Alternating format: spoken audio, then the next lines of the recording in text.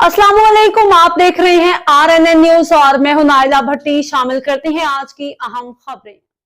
रुक करते हैं यजमान का। हमारे नुमाइंदा अब्दुल रज़ाक साजन की रिपोर्ट के मुताबिक तहसील यजमान में असिस्टेंट कमिश्नर और SHO सिटी की खुलेआम शहरी की पिटाई।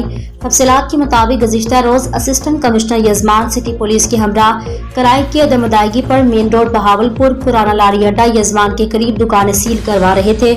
इस दौरान हेड राजका के रिहायशी ने वीडियो बनाने की कोशिश की, जिस पर SHO सिटी आमिर सुहेल व दीगर मुलाजमीन गुस्से में आ गए और शहरी को सरेआम मेन रोड पर लिटाकर तशद्दुद का निशाना बना डाला, जिससे शहरी का सर फट गया। शहरी की मिन्नत समाजत के बावजूद शहरी के मोबाइल को SHO ने अपने कब्जे में ले लिया। मौके पर असिस्टेंट कमिश्नर यजमान इमरान रफीक भी मौजूद थे।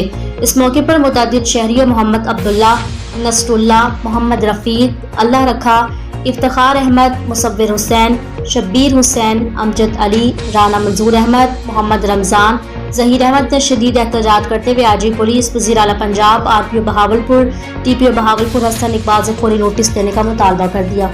अब तक के लिए इतना ही। मजीद खबरों और अपडेट से बाखबर रहने के लिए देखते रहें RNN न्यूज।